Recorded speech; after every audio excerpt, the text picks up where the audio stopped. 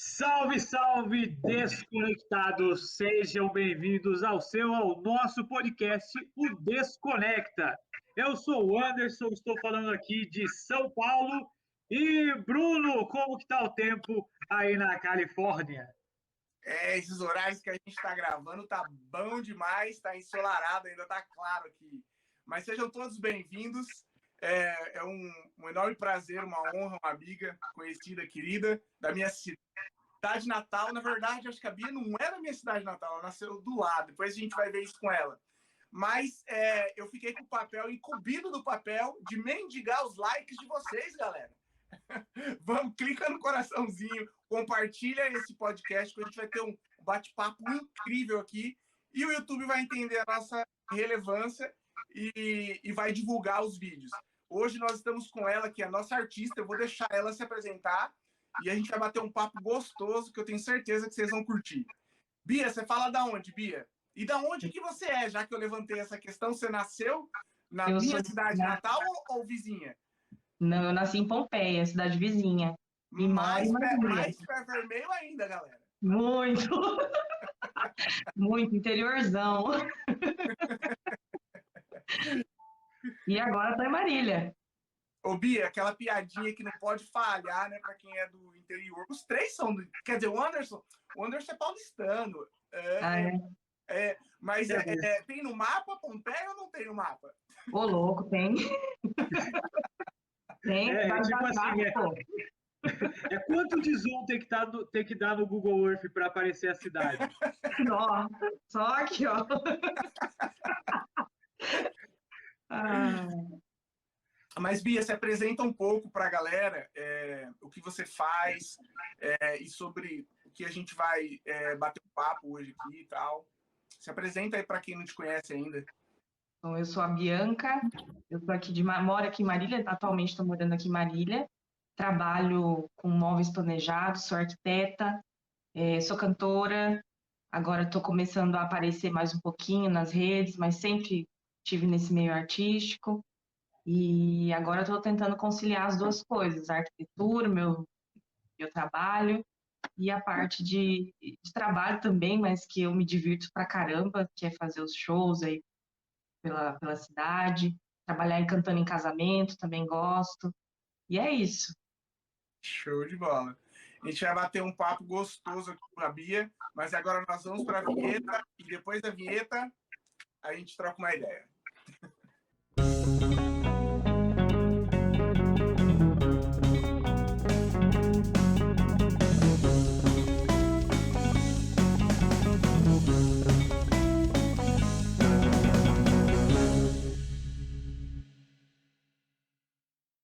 Hey, Bia, você comentou, né, que a sua formação acadêmica é na área de arquitetura, e eu fiquei curioso como que você...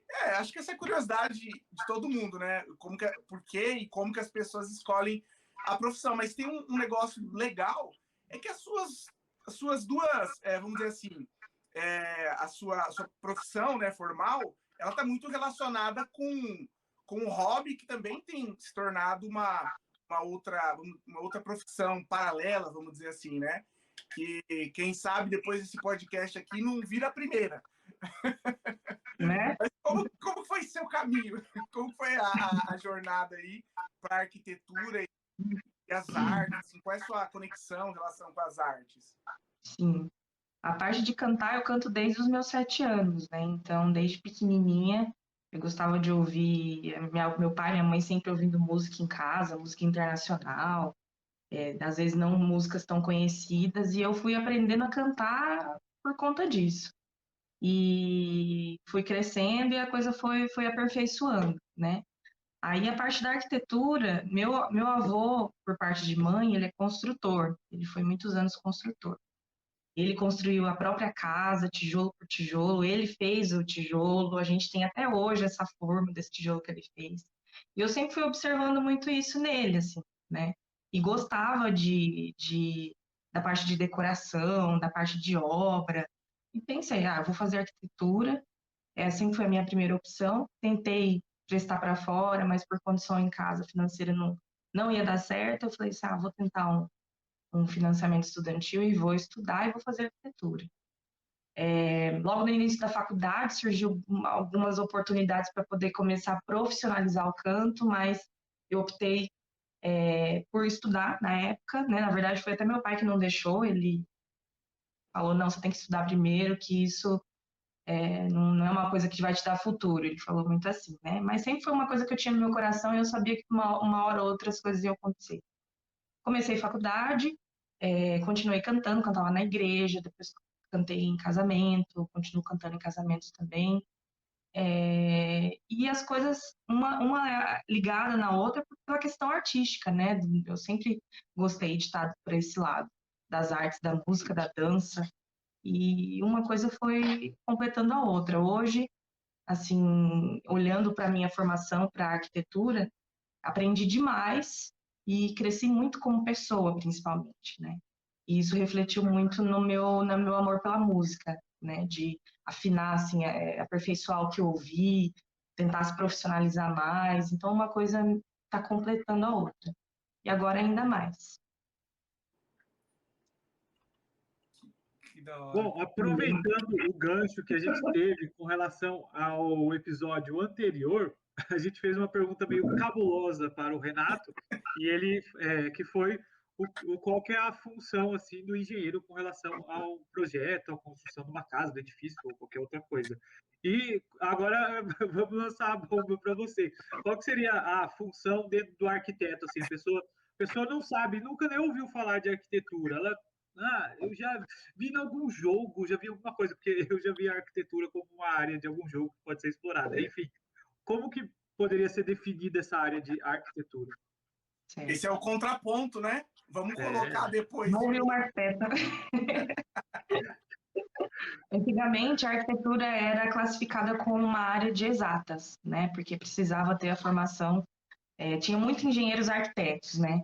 Hoje, de um tempo para cá, a arquitetura tem sido vista como área de humanas. Então, antes mesmo de elaborar um projeto da casa, de saber função, onde vai estar sala, onde vai estar banheiro, tananã, o arquiteto ele se preocupa com todo esse fluxo interno, né, do cliente, do dia a dia, o porquê que tem que ter 3 banheiros, o porquê que tem que ter uma sala assim, com pé direito duplo e tal. Então, o trabalho do arquiteto hoje é muito mais ouvir a necessidade do cliente e procurar transpor isso em projeto arquitetônico. E que não tem nada a ver com estrutura, que aí fica estrutura para a parte da engenharia, né? Mas o arquiteto ele está ali para ouvir, para captar e, através disso, filtrar e colocar as melhores soluções, né? Ou pelo menos tentar, porque às vezes nem isso a gente consegue. A gente precisa ouvir muito do cliente e tentar equilibrar as duas coisas, o nosso formato de trabalho e até mesmo o gosto do cliente, né? Para nenhuma coisa nem outra ficar aí sobressaindo, encontrar um equilíbrio. Eu vou pegar. Eu quero falar bastante também aqui. Eu acho que a gente tem bastante tempo para falar sobre a carreira artística. Ambas são artísticas, né? Mas a musical, né, da Bia. Mas eu quero pegar fazer uma ponte, talvez uma relação entre os dois. Esse dia eu estava conversando com uma amiga minha aqui. A gente estava num grupo de 4 amigos, 2 casais, né? Não casais, um amigo, uma amiga e eu e minha esposa. E eles não são casados, eles vão ouvir esse episódio aqui e depois vão falar que eu insinuei, né? Não, nada a ver. Mas assim, a gente tava conversando sobre música e tipo assim, e tava tocando várias músicas das antigas, da década de final de 80, início de 90. E eu sou de 88. E eu cresci assim com os hits de 90, né? Mas chegou uma hora assim, né, que eu peguei e falei assim, poxa, o Cláudio, né? Ele tá cantando todas as músicas, né? A gente deixou numa playlist lá no YouTube e tal. E daí eu falei assim, cara, eu conheço essas músicas, mas eu não consigo acompanhar o cantor. Eu conheço todas elas. E eu falei assim, eu tenho uma dificuldade, é um assunto informal, né? Eu falei, tenho uma dificuldade tremenda de decorar letras de música. Eu decoro, assim, a minha memória, assim, sem exagero, é impressionante. Eu chego a decorar um parágrafo inteiro de um livro. Eu tenho páginas de livro na minha cabeça, citações e tal. Isso eu tenho bastante facilidade de decorar, né? E daí a minha amiga virou para mim e falou assim, Bruno, porque você é muito racional. Você não tem nada de... cara, me deu um combo de insights. Falei, nunca tinha pensado nisso. Cara, eu adoro arte, eu adoro ver, eu adoro filme desde criança, eu adoro música, mas eu não tenho ritmo nenhum para tocar instrumento. Já tentei tocar. Eu tenho uma foto fraudulenta, não me processem no Facebook, que eu tô segurando o violão, mas eu não sei tocar. É só para enganar mesmo. E o Anderson é professor de música, toca vários instrumentos, a Bia ela é cantora. Então, eu, assim, de uma parte mais dura, né, mais racional, eu quero saber de vocês dois, na verdade, né? Da onde que vem a criatividade? Como que vocês atribuem a inspirar, por exemplo, na arquitetura? Me corrija se eu estiver errado. Você acha que, na antiguidade, os arquitetos eles eram mais criativos do que hoje? Sim ou não, né? E por quê? E da onde que vem a inspiração para a arte? Você também compõe músicas? Fala um pouquinho dessa cabeça do artista que eu, do lado de cá, tô curiosíssimo para ver se eu consigo aprender alguma coisa. Vocês dois, né? Por favor. Eu acho que os arquitetos de antigamente, depende muito do que a gente pode definir por criatividade. Eu acho que é de acordo com o que está ali à disposição, com as ferramentas, com o que a pessoa observa, né? As referências dela. Hoje a gente tem um boom de informação, né? Então tem muita coisa variada. E às vezes isso ajuda e isso também pode atrapalhar. Talvez os arquitetos de antigamente poderiam ser mais criativos porque eles tinham muito mais tempo para pensar, muito mais tempo para entender a natureza, a ordem das coisas, e por que se eu misturar tal cor com essa vai dar essa. Então, muito mais tempo para pensar. Hoje a gente tem muito mais informação e pouco tempo para poder colocar as coisas ali no lugar. Com relação à música, eu tenho algumas coisas escritas, mas eu não posso dizer que ainda que são músicas, né? Porque não tem melodia, nada. Mas são reflexões minhas. E essa inspiração vem do meu dia a dia, de refletir, de observar. Eu sou uma pessoa extremamente observadora, então isso me dá bastante criatividade e inspiração para os meus trabalhos, para o meu trabalho de projeto ali na loja, ou até mesmo na hora de escrever, né? E na hora do canto é aquela coisa da interpretação, né? Você precisa interpretar, você precisa estar entendendo o que você está cantando e qual que é a mensagem que você quer passar. Eu acho que é isso. Então, sem querer adentrar no campo assim, da arquitetura, mas uma coisa que eu percebi, porque eu tô montando uma eletiva lá no Centro de Mídia sobre história da arte, e aí não tem como não falar de arquitetura, né? Faz parte da história da arte. E aí uma reflexão que me veio, né? Porque eu estava estudando um pouco sobre o Renascimento e tal, aí você acaba voltando um pouco pro medievo para estudar o Renascimento, porque uma coisa está conectada com a outra, e como você está falando de Renascimento, como você renasce a partir da Antiguidade, então você tem que dar uma lida um pouquinho à Antiguidade, uma coisa leva a outra, mas uma coisa que eu percebi pensando nesse aspecto, e é uma análise bem simplificada, acabei não adentrando profundamente nesse tema, mas eu acredito que tem uma questão de custo também, que faz com que às vezes pareça que os arquitetos da antiguidade fossem tipo, sei lá, tivesse uma aura mágica sobre eles, né? Porque para construir um templo grego ou, sei lá, um templo de Apolo, você tinha uma quantidade enorme de custos, e esses custos eu acredito que estavam de alguma forma mais diluídos, né? Na sociedade, você tinha a questão da escravidão, que acaba reduzindo alguns tipos de custos, e aí você tinha também a questão do formato, né, dessa sociedade, que acaba direcionando certos elementos para outras áreas, né? Eu acredito que envolva um pouco isso, né? Por isso que as obras de arte, às vezes, principalmente na questão da arquitetura, você tinha coisas assim que hoje você não vê hoje. Até porque, eu não sei, eu não consigo pensar, mas imagina um orçamento para construir uma pirâmide hoje em dia, tá? Tipo, Imagina a quantidade de cálculo. Imagina a quantidade de cálculo. Um arquiteto não saberia resolver essa quantidade de cálculo. né? E Então, lá atrás é proporção, é tananã, é outra história. não tinha um Pitágoras lá para Exatamente. dar uma forcinha, mas eu acredito que tem um pouco disso também. Não é o único fator, mas eu acho que é alguma coisa que é relevante Sim. nisso. Aí, pensando em criatividade, bom, eu vou fazer uma confissão aqui. Normalmente eu consigo escrever música com maior facilidade quando eu estou na fossa do Que que quando eu inveja. estou feliz. Para mim é mais difícil escrever uma música quando eu estou feliz. Parece que não tem o substrato para conseguir transformar palavras em arte, né?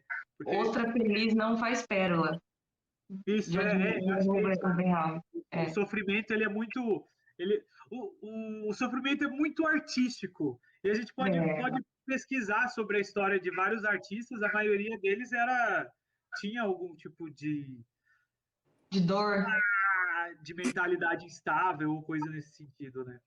Eu ouvi Uhum. uma história, não sei se era o Beethoven, acho que era o Beethoven, que ele era. Tem uma frase de efeito, eu vi a Lúcia Helena falando, não li sobre isso, que alguma coisa, eu não sei se ele tinha alguma coisa de depressão, mas daí ele pergunta, eu não lembro, tinha uma coisa relacionada com suicídio, ele fala que, tipo assim, a obra dele ainda não tinha terminado, por isso que ele queria deixar um legado, sabe? Eu não lembro da frase exatamente, mas eu tô tentando relacionar com isso que você falou. Eu nunca parei para pensar nisso. Mas tem um elemento interessante aí que eu poderia trazer para a psicologia, que me veio, tive um insight na hora que você estava falando. Tem uma frase, né? Tá muito no mundo do marketing, talvez nas artes também, que a necessidade é a mãe da criatividade. Então eu fiquei pensando, tenho pensado, o psicólogo, né? Na verdade, ele é professor de psicologia, mas nem era psicólogo, Skinner, né? Uma das maiores referências da psicologia. Ele fala sobre o elemento de privação. Quando você está privado, aquela privação, o elemento da sua privação se torna muito reforçador.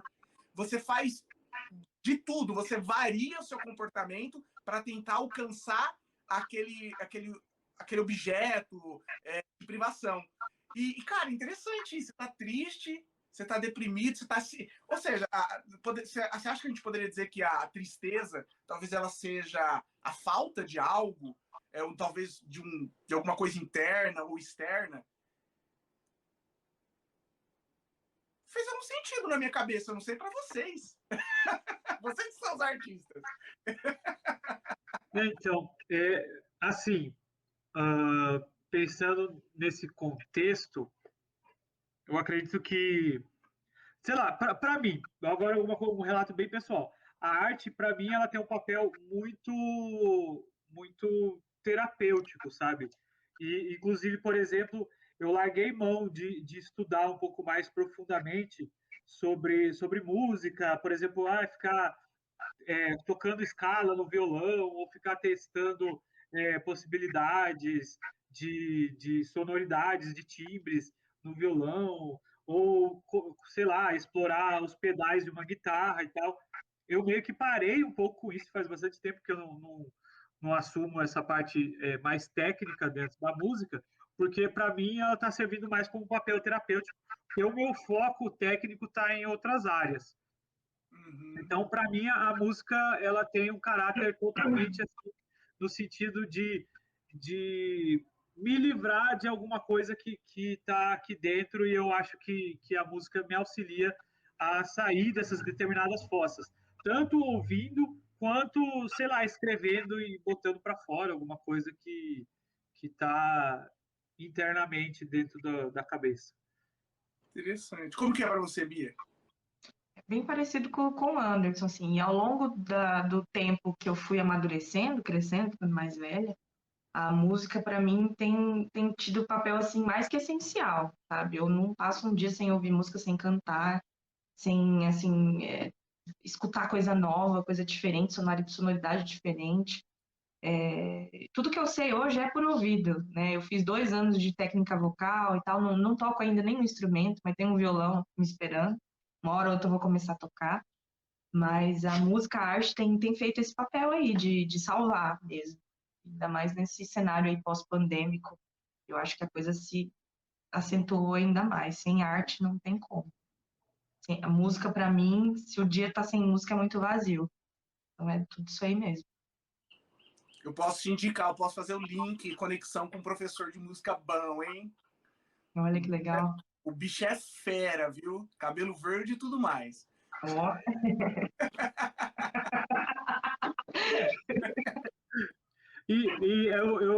A Bia comentou num ponto aqui, né, na pandemia, aí já tem até uma informação aqui, ó, uma matéria de 20 de dezembro de 2001, diz que a procura online por música cresceu 31% durante a pandemia. Então, não Olha somos só. só nós que É tivemos a muita música coisa, como refúgio durante esse período e provavelmente para além dele, né?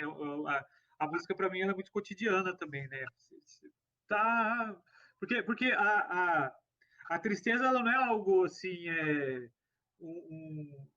uma ocorrência de longo prazo e tal. Às vezes você acontece alguma coisa, vem uma badzinha, uma música, pá, tal, volta para o eixo, e aí dá uma quedinha, põe uma outra música lá, e às vezes acontece comigo, eu não sei com vocês, talvez seja interessante vocês comentarem, que para mim tem certas situações que eu tô numa vibe mais melancólica, eu coloco uma música que reforça essa vibe, porque às vezes é um território até, digamos, confortável de se ficar, e aí, depois de um tempo, a própria música, mesmo reforçando essa vibe, ela tira dessa vibe, porque aí é uma boa pergunta, daria até uma tese de doutorado sobre isso, inclusive, se alguém quiser Sabe que eu estudar. tenho isso aí também, você sabe que eu tenho isso aí também. Ao invés de eu ficar mais triste, eu começo, tipo, a entender, a me conformar que os períodos de bad faz parte da vida e que tá tudo bem,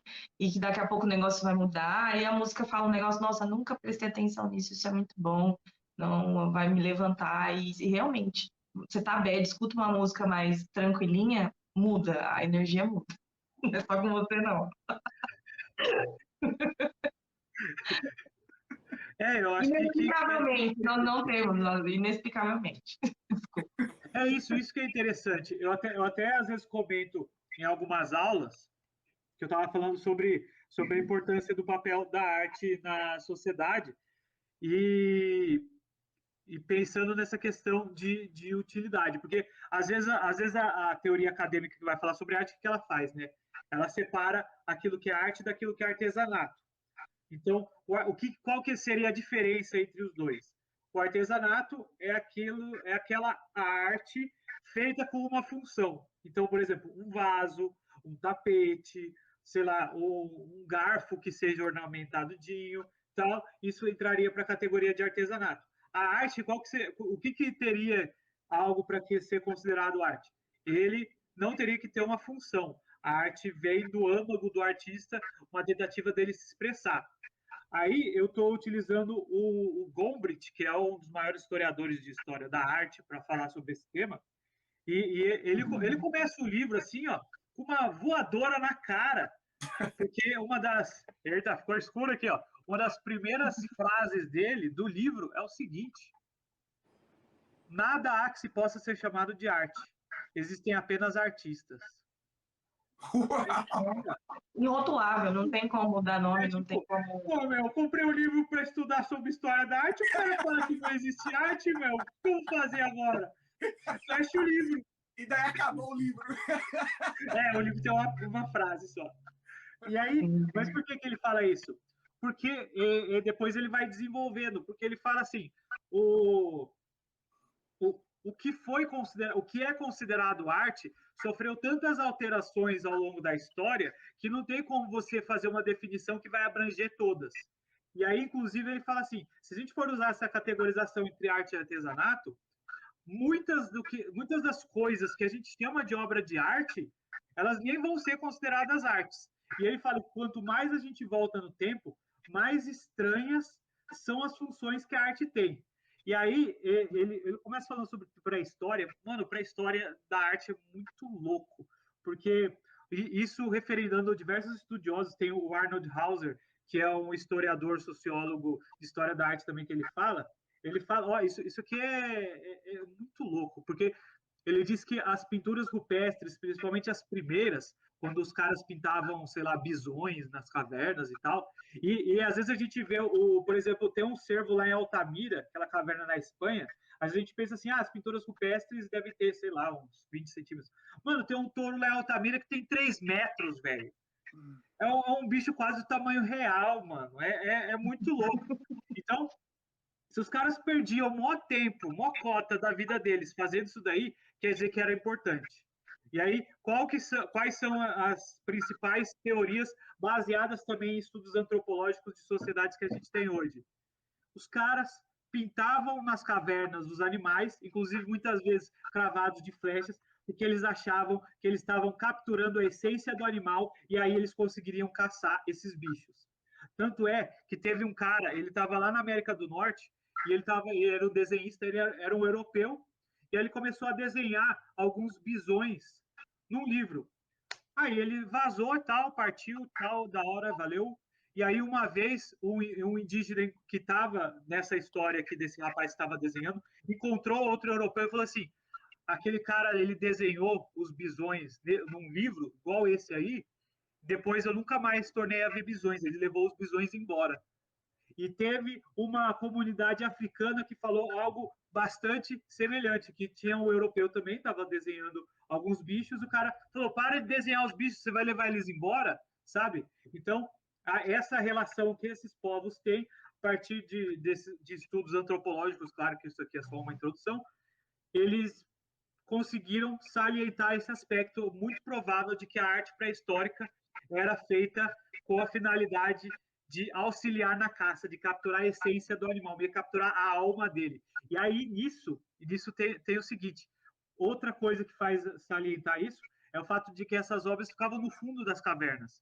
Essas obras de animais não tem nenhuma na entrada da caverna para dar uma ideia de que eles estavam decorando, vamos deixar o lugar bonito, tá? Não, ficava no fundo da caverna. Então a gente tem muito mais evidências que elas tinham essa correlação mágica de você conseguir auxiliar na vida material fazendo obra de arte. E se a gente for para pensar hoje a gente tem um pouco disso. O Gombrich, ele até comenta, pega uma foto de uma pessoa que você gosta muito e fura o olho dela com uma agulha. Não vai ser tipo, da hora, meu, tô me divertindo pra caramba. Não, a gente vai sentir uma aflição. E mesmo que a gente saiba que é só uma foto, que a gente não está afetando a pessoa de verdade, né? Então, é algo bastante interessante. Mas, pegando essa parada de essência, o que me leva a uma pergunta, trazendo para o âmbito da música, eu fico pensando assim, ô Bia, existe, você na sua compreensão sobre arte, a sua inspiração, a alma artística, existe uma essência na família, por exemplo? Assim, eu trocaria em termos científicos, né? Sei lá, tipo, existe uma transmissão genética ou uma essência transmitida de... Você tem membros na família que canta? Qual que é a essência? Da onde que vem essa... Nasceu... Isso surgiu em você ou tem elementos antepassados, referências? Quais são suas referências? Na minha família tem gente que canta. Meu avô tinha uma dupla de violeiro. Meu tio, por parte de meu tio-avô, também tocava viola. Então, tem mais pessoas também na minha família. Essa de eu gostar de música, eu acho que também tem um pouco de genética, assim, né? Eu acho que tem a ver, sim. Não são pessoas tão, assim, meu avô, lógico, é próximo, mas na minha família sempre teve a música ali, caminhando. E eu acredito que seja genético também. Mas referências de artistas, assim, qual é a sua referência musical? Eu gosto muito do soul, Erykah Badu, Amy Winehouse, Beyoncé, sempre escutei. Antes de ser modinha? Qual das? Qual das? Eu tenho a impressão que tudo tá virando modinha, né? Sei lá. Mas, sei lá, Beyoncé, por exemplo, virou moda, né? Eu adoro ela, mas se é raiz... Inclusive, se você falar que não gosta dela, é perigoso até sair na rua. Teve um caso assim, né? Teve um caso assim. Mas não aquela coisa daquela fissura, né? O pessoal tem muita fissura, mas assim, pela questão da evolução dela musical, desde a época do grupo. Eu assim, admiro muito a potência vocal dela, então é mais nesse sentido. Erykah Badu também, pela história. The Fields também eu escuto bastante. Aretha Franklin também é uma grande referência para mim. Nina Simone, por toda a história, toda a rebeldia, sabe? Então, acho que o soul é uma coisa que eu sempre me identifiquei. Cantora preta, para mim, é tudo. Você viu o filme da Nina? Eu vi o documento, acho que foi na Netflix. Eu acho que foi. Eu não assisti, mas eu vi um trailer, alguma coisa. Fiquei até com vontade, mas não assisti. Assisti. Quem Recomendo. foi a atriz que interpretou ela mesmo? Foi... Eu acho que o que eu vi foi um documentário, então, porque não tinha ninguém interpretando, não. Eu vi um documentário. Acho que tinha um filme, depois eu vou dar uma pesquisada. Que é uma quero assistir. Famosa. Se pá é a Beyoncé, se eu não me engano. Tem um filme de 2016 que é com a caramba, Zoe Saldana. Eu sei que eu vi o trailer. A Zoe Saldana é a moça que faz a Gamora nos filmes da Marvel. Mas ela também fez o Star Trek, né? Ela fez a Tenente Uhura, que inclusive a atriz que fez a primeira Tenente Uhura faleceu recentemente. E a atriz, eu tenho que falar o nome dela, porque ela é muito importante. Ela foi reconhecida. Ela fez esse papel assim. Únicos, né? Isso. É a Nyota. Não, Nyota Uhura é o nome da mulher. É a. Oh, Jesus Christ. Google, cadê? Bom, enfim, ela deu um pontapé inicial para jogar um monte de mulher negra dentro da indústria, né? Tipo, ela fez o primeiro beijo interracial, cara. Foi, tipo, algo que, na época, foi totalmente revolucionário. Nichelle Nichols. Eu lembrei aqui, ela ganhou um prêmio porque ela participou, acho que 3 produções que marcaram o tema. Os Vingadores e os outros 2 filmes. Os 2 filmes foram o Avatar, o Avatar e teve mais um. Ela entrou para essa série histórica. Ela foi a única mulher que chegou a participar do filme, dos 3 maiores, maior teste de bilheteria, assim. Show de bola. É mesmo, né? O Vingadores, o Avatar. O Avatar tem mais um que eu não lembro. Sim, deixa eu ver. Bom, eu não assisti o filme, então eu não posso recomendar, mas eu tenho certeza que deve ser muito fera. Eu vi o trailer e, cara, eu vou assistir depois. Não sei se vou assistir hoje, mas talvez final de semana eu vou assistir o filme com ela. Eu não conheço tanto, assim, dos estilos musicais, né? Eu não canto, não toco, mas eu gosto da sonoridade, sabe? Mas não manjo, assim, eu acho da hora. E o que você acha? Eu estou interrompendo o Anderson, não sei se você quer fazer algum comentário, mas esse movimento negro, essa inserção dos negros, você comentou, né? Queria falar um pouco sobre isso também. O que você pensa? Você achou, Anderson? Não achei, está desatualizado. É Velozes e Furiosos 7 que está em primeiro, mas eu acho que não. É de outra franquia, ela ganhou. Ela não faz Velozes e Furiosos, né? Eu não sei porque eu não assisto Velozes e Furiosos. Que preconceito é esse aí? Mano, tá no 7, velho. Pra que vai fazer tanta continuação assim, cara? Faz uma série. O homem morreu lá, não tem mais graça. O Paul Walker, deixa o Paul Walker sai fácil. Mas sobre a questão dos artistas negros, eu acho que a gente tá tendo um boom muito grande aqui no Brasil, né?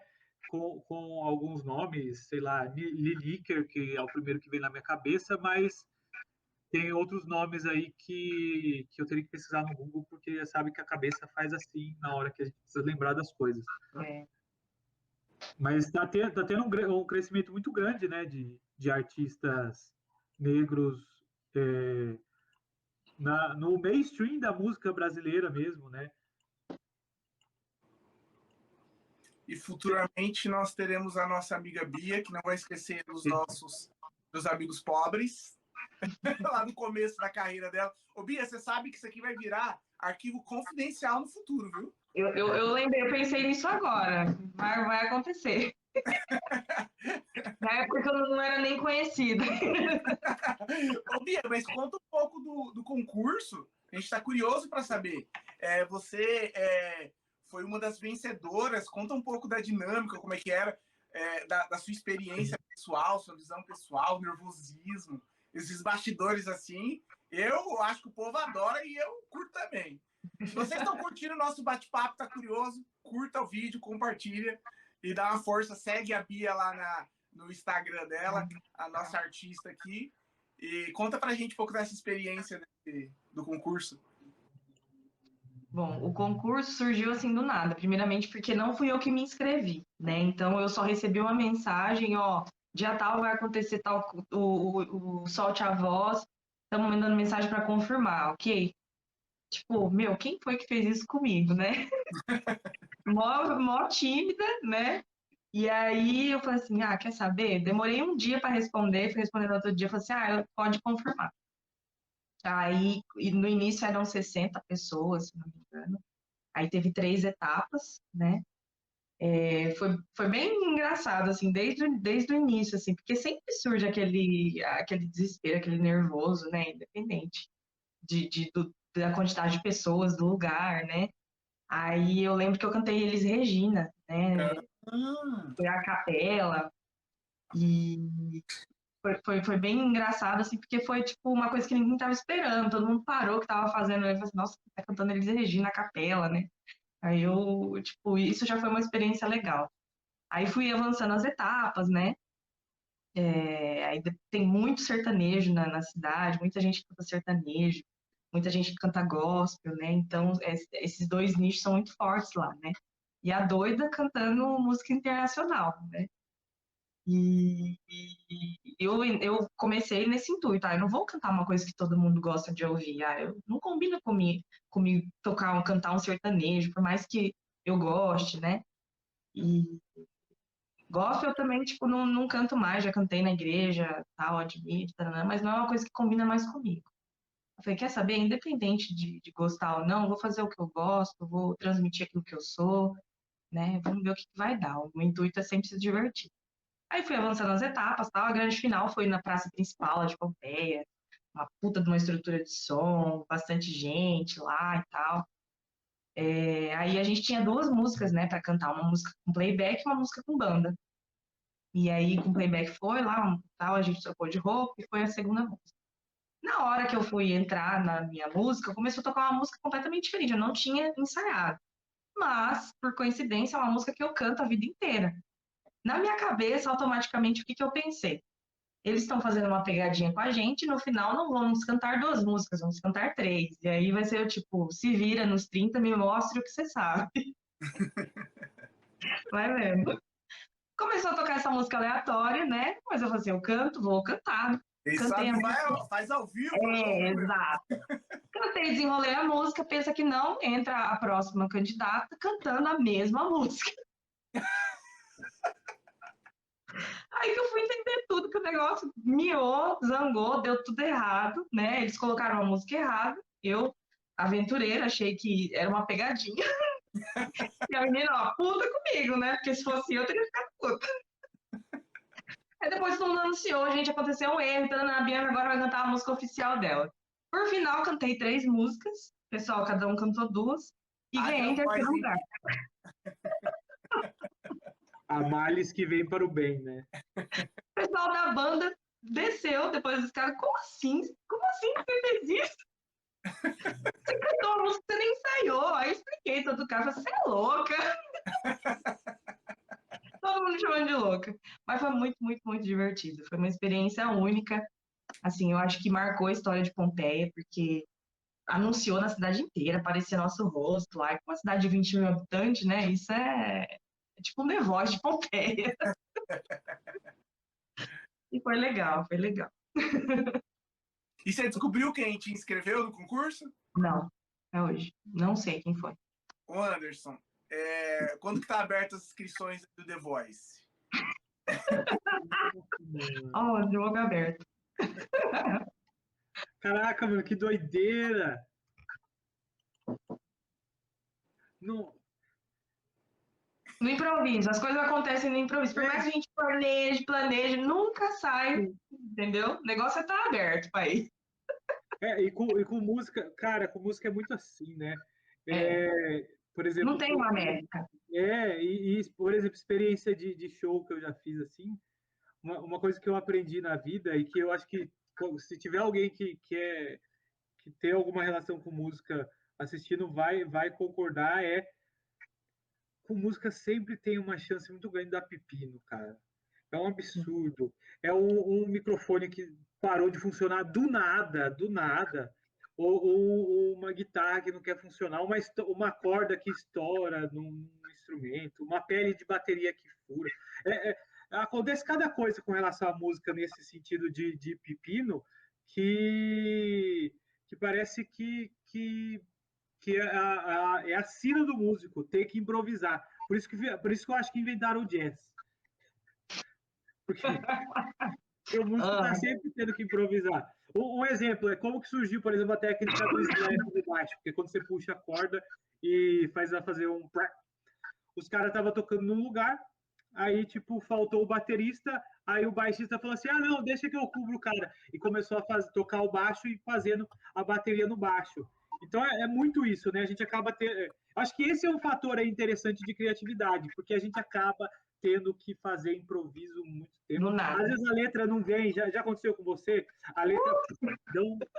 Isso mete o louco, vai lá e continua. Você vai e volta, improvisa e tananã, e ninguém tá entendendo nada, mas o som tá bonito, tá afinado, o pessoal tá acertando.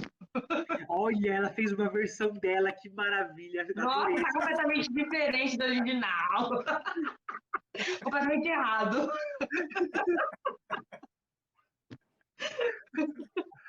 Tudo isso é escola, né? Oi? Tudo isso é escola, né? Muito. Sim, aprende. Sim. E aí, nisso, por exemplo, não sei se aconteceu com você, assim,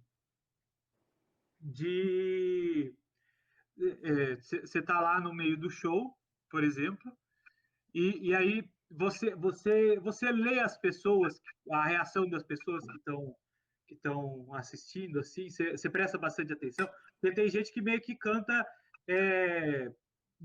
como se estivesse de olho fechado, né? Dane-se o público. Uma vez eu estava tocando num lugar que eu estava meio que tocando de olho fechado, porque tinha uma luz bem na minha cara, eu não estava vendo nada. Eu estava lá tocando e eu não sabia se a pessoa estava gostando ou não. Mas qual que é a sua relação com o público na hora que você está cantando? É um negócio de você ficar bem prestando atenção ou você ignora as pessoas e tal? Não ignorar completamente no sentido, seus trouxas aí, mas ignorar no sentido de não ficar tão focado. Focar ali no momento, entendi. Eu, assim, sou uma pessoa, assim, mais tranquila, assim, quieta, né? Eu preciso de um tempo para me soltar, entendeu? E quando eu tô no palco, eu percebo que eu dou uma transformada nisso, né? Eu quero mesmo realmente passar uma mensagem, incorporar mesmo uma outra pessoa, né? Teve até uma experiência diferente, foi muito legal numa apresentação da escola CMT, na 2017. Eu fazia aula lá. Que a gente estava numa apresentação de um final de semestre lá e tal, aí eu cantei uma música, comecei a cantar, e assim, tinha muita criança no salão, muita. E eu amo criança, amo de paixão. Na hora que eu comecei a cantar, as crianças pararam, simplesmente elas pararam de fazer o que estavam fazendo e foram no palco. Automaticamente, toda a minha atenção e toda a minha dedicação foi para elas, assim. Foi um negócio mágico. Depois eu vi o vídeo e falei assim, gente, como que eu fui capaz de fazer um negócio desse?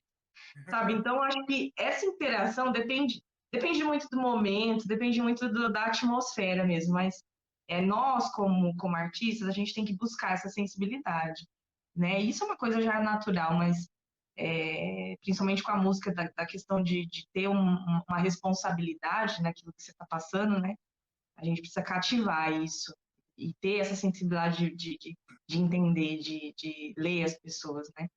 Esse episódio com as crianças, para mim, me marcou muito, porque foi uma interação muito legal, sabe? E eles pararam, simplesmente pararam, que estavam brincando lá, correndo para lá e para cá, começou a cantar, eles juntaram ali no palco. Para mim foi uma experiência muito doida. E é bem essa questão de incorporar um personagem, de estar ali com a tua alma se dedicando. Foi bem legal. Cara, da hora isso. Às vezes as pessoas pensam, né, que o artista já nasce, ele não nasce, que ele estreia, né? Mas às vezes esse lance da timidez, assim, precisa às vezes até de treinamento profissional e tal. É um negócio, é um desafio, né? Muito. Tá falando de escola, né? Eu acompanho muito The Voice aqui, né? E eu tenho um. Ah, mas esse era da Inglaterra, um The Voice da Inglaterra, que tinha um negro, ele ganhou. Porque eu gosto muito de acompanhar o Winner Journey, a jornada do vencedor, que você vê desde a primeira música que ele canta, né? Que é o Blind. Como que chama? O Blind Share, acho que é a cadeira. Sim. Audição às cegas, né? E daí, desde a primeira, daí vai colocando todos e o desenvolvimento. E tinha um negro que ele era meio tímido, assim, sabe? Mas o cara cantava muito. O cara abriu a boca, as 4 cadeiras. Mas eu acompanhei. Eu não acompanhei aquela como fala? Sessão, não, a série, ou temporada. Eu não acompanhei a temporada toda, mas eu lembro de uma música, eu lembro como ele chegou e, cara, ele, pela coach dele lá, né? Mano, era um negócio muito sinistro como se transformava no palco. E você vê a evolução do cara, assim, né? Isso é muito massa. Eu acho isso um negócio, assim, absurdo mesmo. Esse negócio da interpretação e tal, isso é muito louco. E nessas coisas de The Voice aí, o pessoal passa por muito treinamento, né?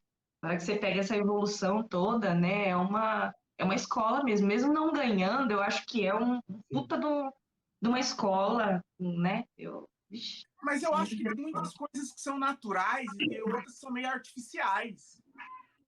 Eu não sei, esse cara mesmo aí, tipo, você vê, como eu concordo, tem esses treinamentos e tal, mas você vê ali que era um negócio da pessoa, sabe? Um negócio de dentro. Não é aquela coisa, não é uma interpretação. Muito louco isso, né? Esse negócio da interpretação da alma do artista, eu admiro isso. Eu acho legal. Inclusive, por exemplo, o exemplo aqui por exemplo, um exemplo assim de artista que se transforma muito no palco era aquele vocalista do The Calling, que quando ele ia cantar, né? Ele cantava tipo So lately, be wondering. Aí você tava ouvindo, prestando atenção, né? Mas aí você ouvia ele falar, ele falava tipo, oi gente, tudo bem com vocês e tal. Então ele cantava com a voz mó grave, mas para falar ele falava com a voz mó aguda. E eu ficava tipo, mano, o que tá acontecendo, cara? Transformou. Então, é uma mudança muito grande. Pode ser em muitos aspectos que o cara se transforma no palco. Às vezes a própria voz do cara é transformada quando ele entra lá. Ele vira realmente outra pessoa. Sim. Na boa, grandes artistas falando tem vozes irritantes e chatas, mas na hora que abre a boca para cantar, eu não gosto da voz da Adele ela falando. Eu não gosto da voz da Adele ela falando. Mas quando ela abre a boca, eu saio de baixo, né? E também quem olhar, você falou que gosta muito da Amy Winehouse, né?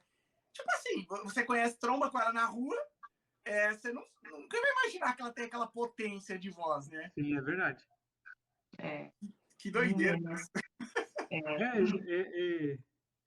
É um fator interessante, né? O quanto que isso, porque a Bia comentou que ela é tímida e chega no palco se transforma, né? Também acontece comigo, eu acho que com vários e vários artistas acaba ocorrendo isso, do cara, às vezes você encontra o cara assim, o cara morre retraído e tal, né? O cara morre quieto, assim, só cumprimenta com a cabeça e tal. Aí o cara sobe num palco e ele dá pirueta, sei lá, e tal. Então, o Bruno, tem alguma explicação psicológica para alguma coisa? Cara, tem que pegar um psicólogo que estuda essa parada.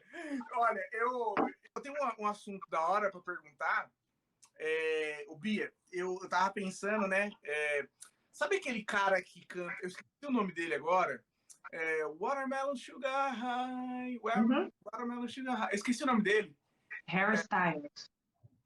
Ele participou do outro programa que é concorrente do The Voice aqui, o Ídolos, né? Acho que é o Ídolos. Não, American Talent. American Got Talent. American Got Talent. E daí eu vi, tem lá um comentário lá dos jurados, né? Que, tipo assim, falando... Esse vídeo viralizou, né? Aqui no Brasil. Viralizou que, tipo assim, criticaram ele pra caramba, que ele não tinha jeito, talento pra música, né? Nossa. A montagem que fizeram, né? Essa fala e hoje, né? Eu aproveitando esse viral, né? Esse vídeo viral, eu não sei, assim, como que tá a sua relação com o mercado da música. Eu sei que você trabalha regionalmente, e eu não sei em que escala que acontece isso regionalmente. Mas, tipo assim, você não acha que uma opinião pessoal, assim, sua, né? Você não acha que a música passou por um processo mercadológico que produz hoje, cara, músicas e artistas medíocres?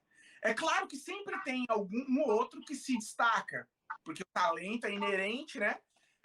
E a pessoa acaba, mas essa mercadologização, saiu a palavra, acaba minando um pouco da criatividade, do talento, porque eu ouvi dizer não, eu li isso numa matéria, algum site importante aí de música, dizendo que os computadores estão usando inteligência artificial para criar música, cara. Tipo, com palavras mais utilizadas por jovens, no Google e tudo mais, e a inteligência artificial. Aonde a gente vai parar? Você vê isso como um aspecto positivo? Tem aspecto positivo nisso? Você vê como um aspecto negativo? Isso mina a alma do artista? O que você acha sobre isso? Vocês dois, né? Na minha opinião, sinceramente, eu acho que isso acaba atrapalhando, né? Porque é bem isso, tornar a música um produto, né? E música não é isso, né? Quando a gente entende a música como arte, não tem nada a ver com valor monetário, né? É começar daí. Essa plastificação da coisa, né? Eu acho que, tipo, perde a essência, né?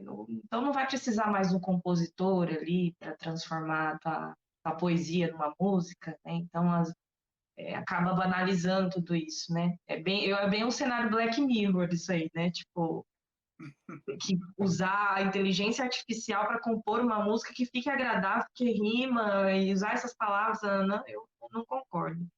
Eu acho, na minha opinião, para mim isso é errado.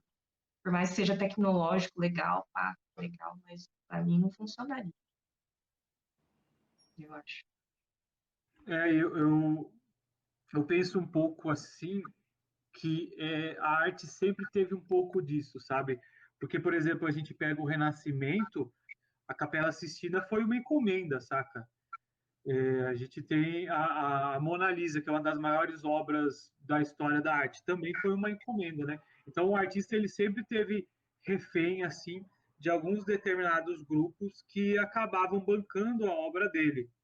Inclusive, se a gente for, consegue encontrar resquícios disso até mesmo na antiguidade. Um exemplo assim, pegando na Idade do Bronze, como que eram feitas as obras de arte egípcias, né?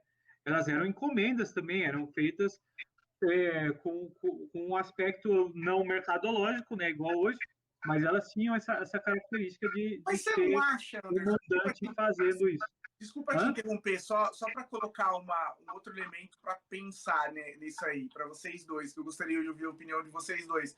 Você não acha que na antiguidade, embora rolasse, né? Porque assim, o artista, eu acho que o artista, quando ele quer viver da arte, mesmo na antiguidade, normal, natural.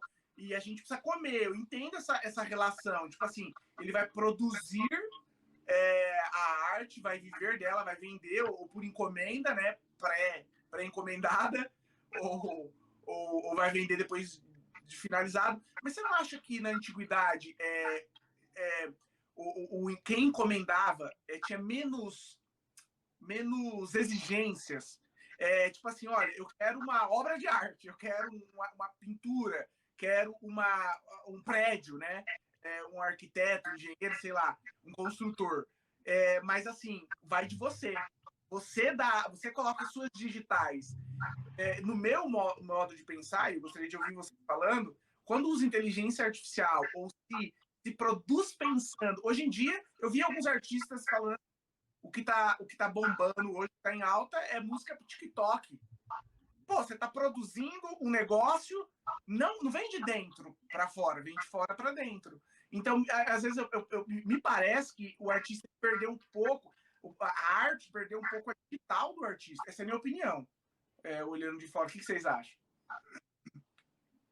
Não, com relação à questão da antiguidade, por exemplo, a obra de arte egípcia, ela era extremamente restrita, porque a gente tem todo um padrão e todo artista tinha que seguir aquele padrão. Era bastante rígido até. Aí, com a questão dos romanos e, por exemplo, os gregos, e aí a gente tem outros povos, né? Estou focando mais no aspecto mais, digamos, ocidental, embora o Egito não entre nessa categoria. Você tem uma diferenciação, mas a arte sempre teve sempre esteve presa às convenções de sua época. Tanto é que quando alguém faz algo, digamos, revolucionário, assim, ele acaba entrando como grupo de vanguarda e causa uma transformação muito grande nas estruturas da arte. Só que eu estou falando isso num aspecto analítico histórico, porque, por exemplo, para mim, o pessoal aqui, eu teria muita dificuldade em criar uma composição musical se ela me fosse obrigatória.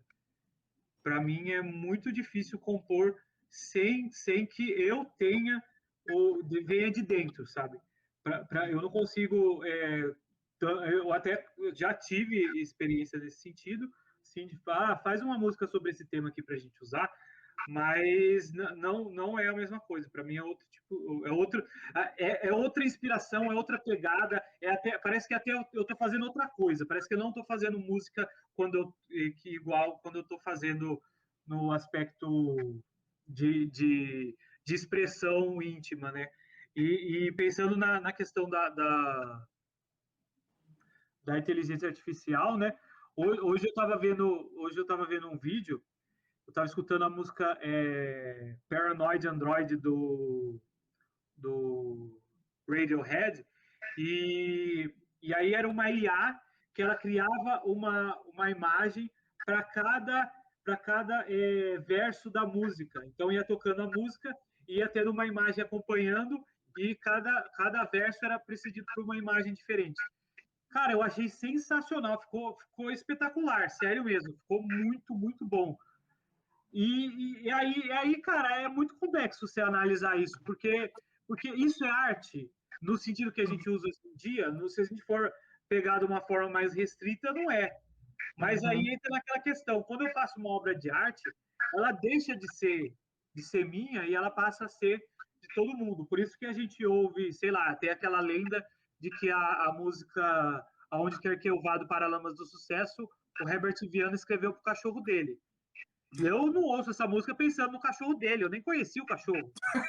Né? Mas eu ouço pensando em outras coisas. Então, a interpretação não é mais dele. Ele jogou no nosso colo aqui, a gente capta a ideia que a gente quiser. Então, talvez essas obras feitas por IA, elas entrem de alguma forma em categoria de arte, você vai precisar achar uma gaveta para encaixar ela. Porque não tem como colocar na mesma gaveta de quem está fazendo, de um artista que, sei lá, teve uma inspiração e fez uma obra, veio ou está fazendo uma obra porque, sei lá, ele quis, porque foi pago, sei lá. Bia, deixa eu fazer uma provocação para você. Não, calma, peraí. Eu acho que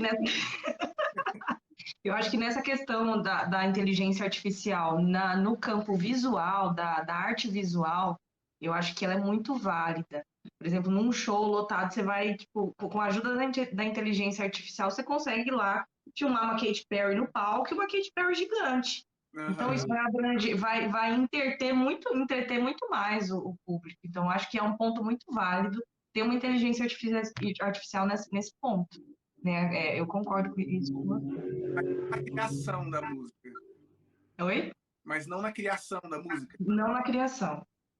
Mas a minha provocação que eu queria fazer, você não acha que ele foi um pouco romântico quando ele falou, por exemplo, dessa coisa... Eu também falei, né? De dentro para fora, de fora para dentro. Mas eu pensando assim, você está entrando... Não, entrando não. Você já faz parte desse mundo artista, você recebe. Né? Você não vai lá fazer free quando você vai num casamento. É um evento, faz parte do seu trabalho. Mas talvez tenha dias que você não queira cantar e tem lá na sua agenda... Porque nem todos os dias o artista ele é um ser humano, ele não é uma máquina, né? Embora a inspiração não faça parte da programação das máquinas, né? Ou talvez faça, sei lá. Mas nem todo dia o artista vai estar inspirado, bem disposto. E na hora que vir um fã querendo tirar uma foto, eu vou querer, viu, Bia? Antes que você exploda para esse Brasil afora e para guardar. Caramba. Então, você não acha que você é meio romantizado? Da parte do Anderson? Que rola treta. Round 1. Fight! Romantizado por quê, você fala? Porque ele disse que ele vê muita diferença entre quando ele faz alguma coisa inspirado nele mesmo, de dentro para fora, mas existe uma demanda externa, né? E por exemplo, por exemplo, você não acha que é meio romântico? Eu tô botando fogo aqui, galera. Só pra vocês metendo pau. Você não acha que é romântico, por exemplo, aquela ideia assim, eu só vou cantar o que eu gosto, eu vou produzir o que eu gosto? Se você pretende viver da música? Porque a gente sabe que a gente vive numa sociedade que o QI diminuiu, segundo algumas estatísticas. O pessoal quer acorda Pedrinho, que o... Não e bate a bunda no chão. Uma nona sinfonia aí. É romântico, sim, eu acredito, mas eu partilho do mesmo sentimento, então, romântico ou não, tô meio que foda-se, sabe? Porque eu falei, eu não gosto de cantar aquele negócio que tá ali no chiclete, o artista mesmo, ele quer, é independente, então não tem nada a ver com o lado monetário, né? É lógico que tem essa demanda e tal, mas eu sou uma pessoa que travaria, eu travaria total. Ah, Bianca tem que entregar uma música assim, assim, assim, até dia tal. Ah, tchau, não tem como. Eu não vou nessa, não.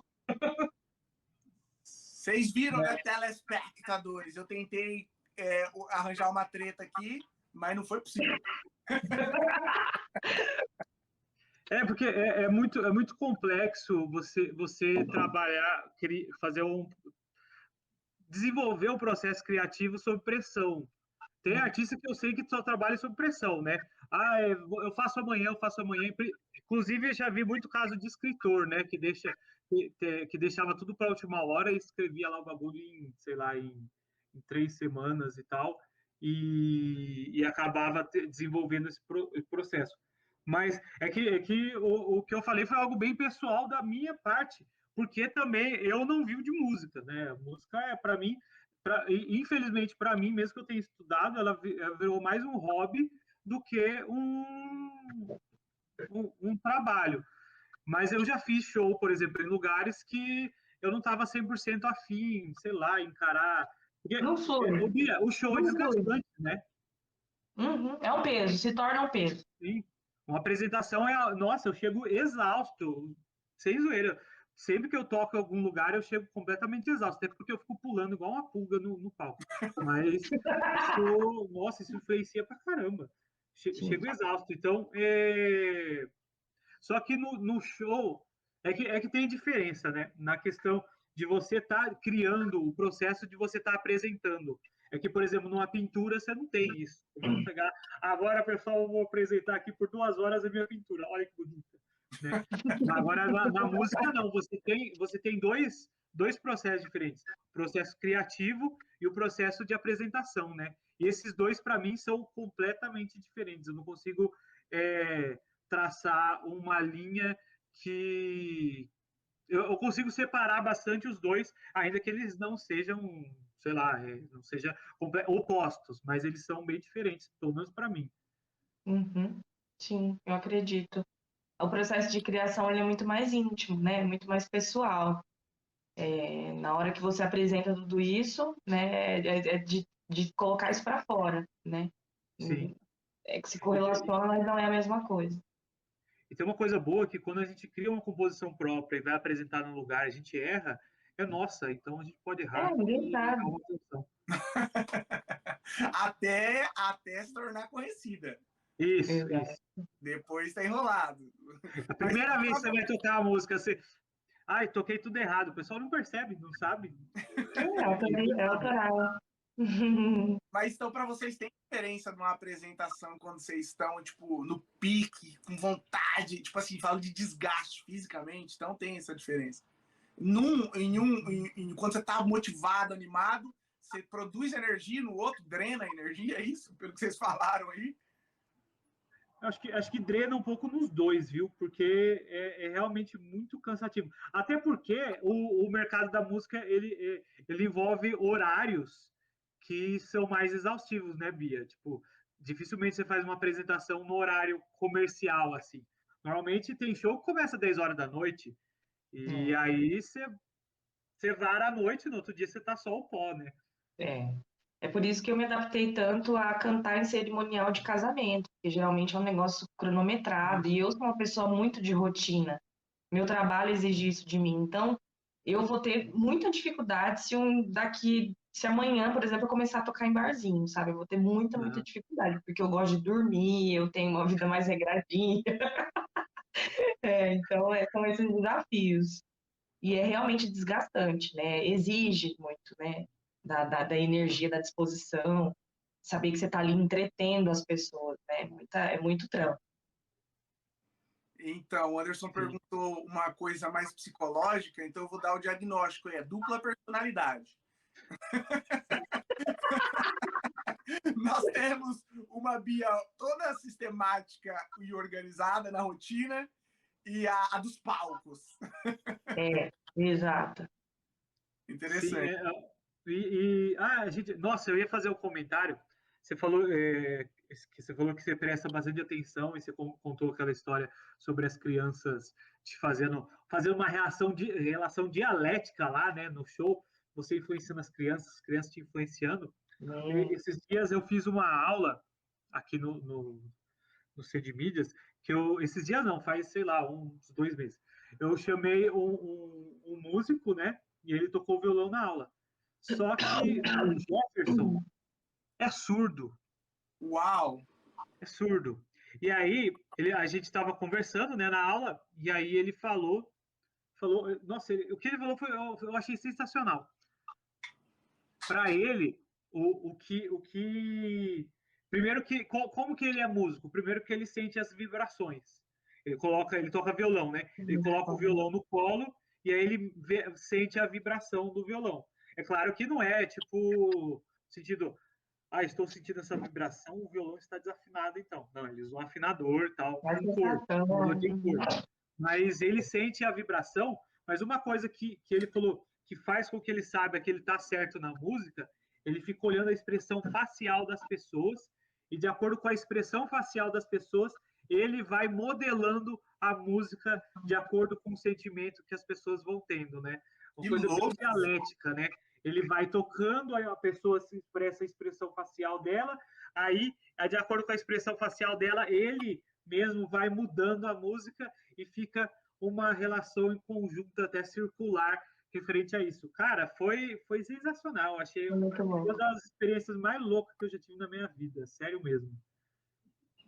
E é interessante como o som mexe com a gente. Às vezes eu comento em aula, o som por si só, se você for pensar unicamente no sentido racional, por exemplo, taran, taran, tan, tan, isso aqui a gente pensa numa música, digamos, feliz. Agora, se fizer um tan, taran, tan, tan, isso é triste. Mas o som por si só não tem nada. É só som. É só uma sequência melódica, um som atrás do outro. E mesmo assim ele invade os nossos sentidos. Pode ter isso. Eu imagino que isso seja universal, né, Anderson? Sim. Inclusive, os estudos assim envolvendo neurociência dentro da música, eles falam que isso tem muito a ver com relação a como o som acaba representando, teve muita importância com relação a questões, por exemplo, de perigo, né? Por isso que os animais transmitem sons também. Um gato, quando ele quer mostrar que ele está numa situação assim, ó, vou te atacar, ele passa um som bem próprio. E aí, meio que essa relação que a gente tem com o meio acabou influenciando a nossa captação desses sons e a forma como a gente interpreta eles. Mas mesmo assim é muito louco, eu acho.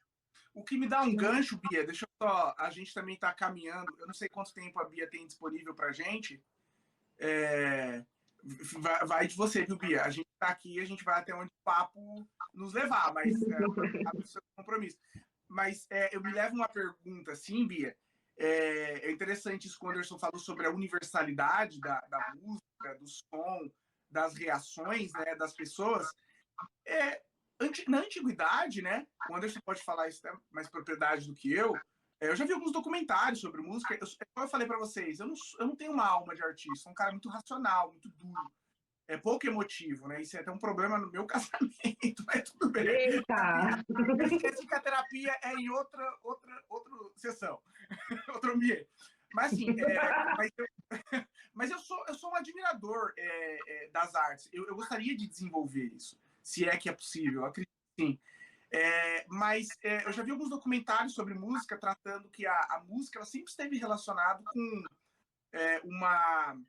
uma expressão relacionada, conectada com o espiritual. Você comentou. Como que você enxerga isso? A música, você entende que, além dessa, ela transcende essas questões corporais e psicológicas, como a gente já tratou aqui, né? Do estado de humor, daquele momento da fase da vida. Você entende, como que você enxerga essa... Primeiro que se você entende que transcende isso para o sobrenatural, que algumas pessoas chamam de Deus. Eu, particularmente, chamo de Deus. Mas outras pessoas falam de espiritualidade, de energia, de entidade, sei lá. Daí existe várias místicas em torno disso, né? Não quero entrar nesse tema. Mas como você enxerga isso? E como você sente? Como que é essa experiência para você? Ou é normal? É apenas material? Físico, biológico, psicológico?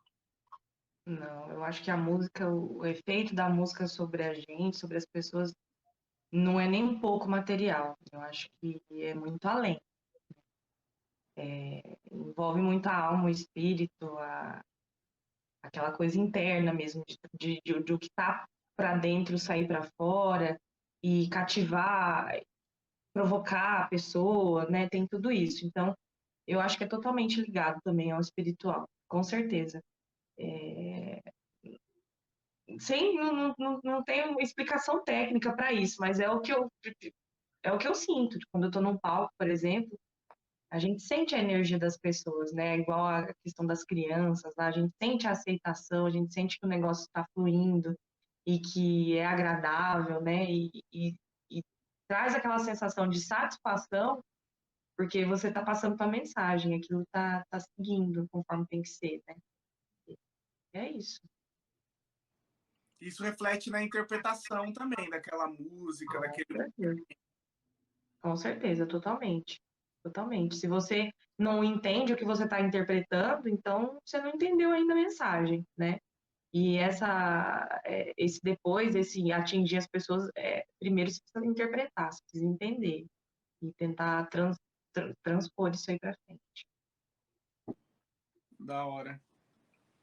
Inclusive, é uma coisa interessante que se a gente para pensar, todos os povos que já passaram pela história desse globo bonito, fizeram música, né? A gente tem música feita, por exemplo, pelos inuites, de antes do contato com os europeus, tinha música nos Papuasi, lá na região da Nova Guiné, lá na Oceania, lá em Papua, Nova Guiné. Então, o Bruno comentou que é universal, é realmente universal. Não existe eu desconheço um povo que não tenha produzido música, né? Então, tem meio que um ímpeto. Aí você comentou sobre mensagem. Eu sempre falava em sala de aula que toda obra de arte passa uma mensagem. Toda música passa uma mensagem. Não tem como dissociar isso. Inclusive música instrumental. Música instrumental também passa mensagem. Aí, tocando nesse assunto, qual que é a sua relação com música tipo, entre a música instrumental e a música com letra, com a parte lírica, você tem relação diferente com as duas? Ou você, você interpreta as duas da mesma forma? Por exemplo, a música não precisa ter letra para me tocar. Você acha que a letra ela é importante para o seu aspecto assim, de sensibilidade? Ou você consegue se apegar à melodia, à harmonia e o ritmo e etc? Não, acho que é independente. O instrumental, a música melódica, quando ela tem essa questão de passar a mensagem, é independente. Eu valorizo muito a sonoridade, a forma como o instrumento foi empregado em tal música, a quantidade de notas, mesmo sem ter muito critério técnico, né, mas de ouvir mesmo. Eu entendo que é agradável ao meu ouvido, de acordo com o que durante a minha vida eu venho escutando, então isso para mim faz sentido ou não, independente de ter letra, né? E a música tem esse papel. A parte instrumental eu acho lindo, porque tipo não tem uma melodia, mas você pode entender a dinâmica de cada instrumento, né? E isso já é uma obra de arte completa em si. Quando se tem uma melodia, uma poesia inserida ali, é um plus, né? É um a mais, né? Mas não é tudo. Eu acho que é isso. E É louco aí, isso, né? Porque eu só lembrando de um meme, né? Que eu vi esses dias na Instagram, Facebook, sei lá, brasileiro, falando assim que a pessoa tava lá cantando, balançando a cabeça com a música em inglês, que ela não sabia a letra, tava se emocionando. Depois, quando foi ver a letra, a letra tipo assim, não era o que a pessoa imaginava, mas tem um elemento curioso que é realmente isso que vocês trouxeram, né? De como que mexe o instrumental. A pessoa não entendeu a letra, tá no idioma que ela não... Aconteceu isso comigo recentemente com aquela música, a música que estourou aqui, puxa, eu não vou lembrar, eu não vou lembrar, de um cão, meio que uma crítica assim à religião cristã, sabe? Tipo, go to the church como um cachorro. Poxa, meu Deus, eu queria lembrar dessa música, eu não vou conseguir lembrar aqui agora. Eu falo inglês, eu ouço inglês, mas música, a relação com o inglês e a música é um pouco delicada, você tem que prestar muito mais atenção, né? Eu tenho um amigo que é professor de inglês, aí no Brasil, né? Ele morou muitos anos aqui nos Estados Unidos, e ele fala assim que uma vez eu cheguei ali no carro com ele, coloquei uma música em inglês, eu falei, bem cuzão eu fui mesmo, né? Eu falei, traduz aí. Ele quase me deu uma porrada nos olhos. Eu falei, não, calma aí, né? Bem assim, né? Porque, né, às vezes cantando é diferente do falando, mas e eu ouvi essa música, eu achei a música linda. Eu sou cristão, mas eu achei, tipo assim, uma música... eu acho que tem que se respeitar a liberdade de expressão. Não sou eu aqui para condenar o cara, né? Mas eu achei que foi uma letra assim bem provocativa, sabe? Mas tudo bem, eu curti a música, a sonoridade, né? O ritmo e tudo mais. Mas depois, quando entrou para esse fator consciente, racional, eu confesso que eu continuo gostando do ritmo, né, da sonoridade. Mas eu tenho um bloqueio com essa música, porque entra um fator racional ali. Então, eu acho meio pesado assim, a crítica que ele faz na música. Depois eu mando para vocês aí o que vocês acharem sobre ela. Mas é interessante isso, a sensação a Take Me to letra, Church? a racionalidade. É a Take Me to Church do Hozier? Tem uma música que é interessante, é Used to Love Her, do Guns N' Roses, e ela era muito usada em casamentos, né? Aí a letra fala, eu costumava amá-la, mas tive que matá-la. E aí o pessoal usava em casamento. Já pensou? Gente. Eu amo essa música, é a noiva que pede, eu amo essa música. Ai, eu tô linda. É o meu sonho tocar em casamento. Galera, não contrate a Bia para tocar essa música. Tocaram outra música. Não, Não, eu quis dizer, tipo, imagina a noiva pedindo essa música, porque geralmente são as noivas que escolhem as músicas, né? Sim. Imagina ela pedindo uma música dessa, né? E tem uma mensagem completamente oposta. Me desculpe a piadinha politicamente incorreta, mas será que tocaram essa música no casamento da Tsunaga? Nossa. Cara, que pesado isso. Pesado isso, cara. Não, ó, Pesadíssimo. aí a música fala, I had to put her 6 feet under. Tive que colocá-la 7 palmos. Nossa, Cara, pesadíssimo. poética, uma morte poética. Imagine anos A noiva depois, entrando. alguém lembrando, né? Né? Comentando. A noiva entrando. Você sabe o que significa a letra da música do seu casamento? Ah, Vai Pesado, ter que ver a letra? Ué, que coisa. Eu pesado. amei, eu amo essa eu amo essa música a vida inteira. Oi, como É, assim? tinha aquela do Akon, né? Depois ele fez a Wanna Love You, né? Mas primeiro falava Wanna Fuck You, né? E às vezes os casais se mandavam, então, ai, que lindo, ele me ama. Tipo, lê a letra da música, pelo amor de Deus. Eu acho que nessa questão de letra e tal, de tudo, a gente consegue entrar um pouco na questão de mensagem de novo, né?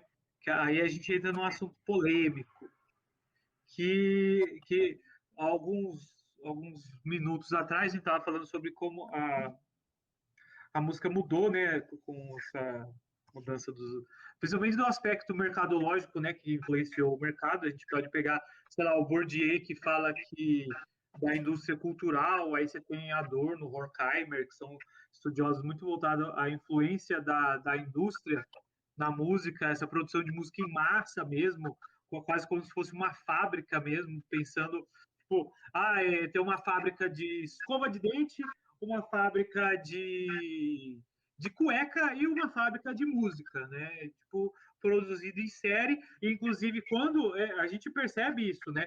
Quando a música perde a validade, troca por outra, a música anterior é completamente esquecida. Se a gente for pensar nesses hitzinhos mais chiclete, sei lá, de 5 anos atrás, a gente não lembra. Exato.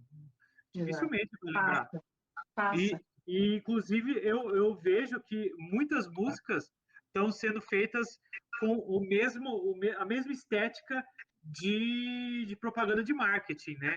Então, enquanto uns cantam Dolly, Dolly Guaraná, Dolly, o melhor, outros cantam músicas que têm a mesma pegada, a mesma questão de ser chiclete, de ser repetitiva e tal. Então, como que você analisa o mercado fonográfico atual? Você acha que a gente tá tendo, sei lá, uma piora, ou se sempre teve os artistas medíocres, e como a gente acaba selecionando o que de melhor fica? Às vezes parece que nos anos 60 só tinha gente de renome. Olha, eu acho que é um caminho assim complexo de se discutir, porque,